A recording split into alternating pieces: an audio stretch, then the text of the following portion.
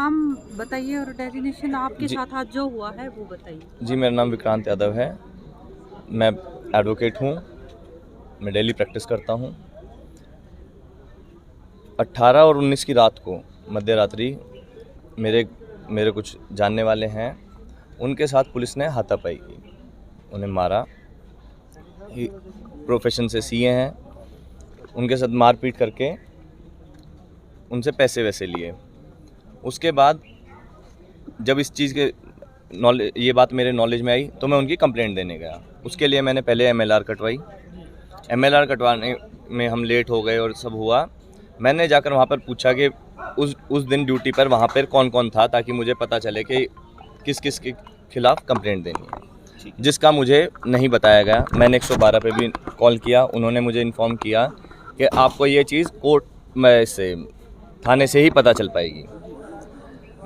हम वहाँ से लौट आए। लौटते टाइम हम ब्रिस्टल चौक से, मैं रेवाड़ी का रहने वाला हूँ, तो मेरे को फ़ेज़ 1 से निकल के रेवाड़ी की तरफ हमने गाड़ी मोड़ी।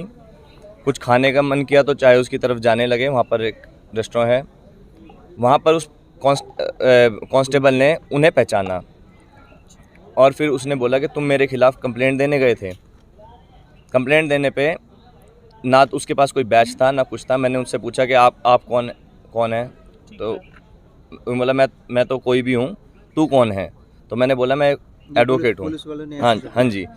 तो मैंने बोला मैं एडवोकेट हूँ। तो ये बोला तू ही कंप्लेंट देने गया था, और मेरे साथ धक्का मुक्की की। धक्का मुक्की में थोड़ी देर में एसीपी साहब वहाँ पर आए।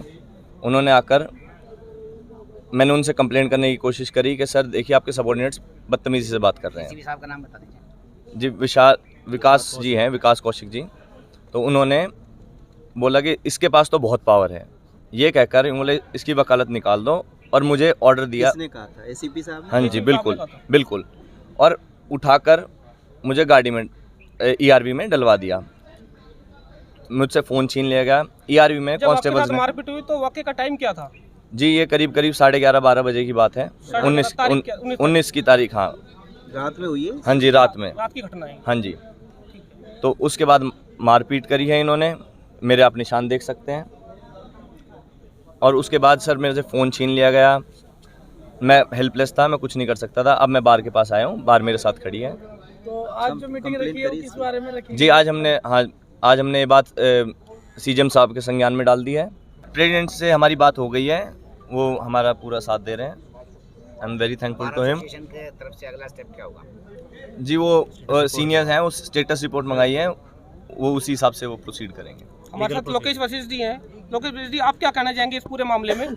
सबसे पहले तो मैं बड़ा चिंतित हूँ और आश्चर्यचकित भी हूँ कि एक वकील के साथ पुलिस प्रशासन ऐसा व्यवहार कर सकती है, तो एक आम इंसान के साथ कैसे व्यवहार करती होगी। और अगर पुलिस प्रशासन को लगता है कि उनके पास बहुत ज़्यादा पावर आ गई है, तो कानून और संविधान से ऊपर उनके पास पावर नहीं है। और वो मैं प्रशासन को ये भी बताना चाहता हूँ कि अगर पुलिस प्रशासन इस तरह के मैन हैंडलिंग वकीलों के साथ करेगी, क्योंकि क्लाइंट्स के लिए तो हम कोर्ट कचहरी और थानों में जाएंगे, ये हमारा राइट भी है। और इस प्रकार का गलत व्यवहार अगर पुलिस करती है तो कहीं ना कहीं वकीलों के लिए भी बड़ा सोच का विषय है। और ये सारे हमारे युवा साथी वकील एडवोकेट समुदाय खड़ा हुआ है। और बार की तरफ से भी हम ये चेतावनी देना चाहते हैं, जी आप जैसे व्यवहार करेंगे तो हमसे भी आप उसी व्यवहार की अपेक्षा रखें। बाकी कंप्लेंट हमने दे दी है जज साहब को, एसएम साहब को, और इस पर 135 में कंप्लेंट दी है। अभी स्टेटस रिपोर्ट मंगा ली गई है। और पूरी गुड़गांव बार एक परिवार के तरह हमारे वकील साथी के साथ खड़े हुए हैं। और वकील कोई भी हो, हमारे समुदाय का वकील है। और अनैतिक कार्य जो भी करता हो, हमारे वकील साहब ने कोई इलीगल काम नहीं किया, इलीगल काम किया पुलिस प्रशासन ने, तो उसके खिलाफ हम ठोस कार्रवाई चाहते हैं।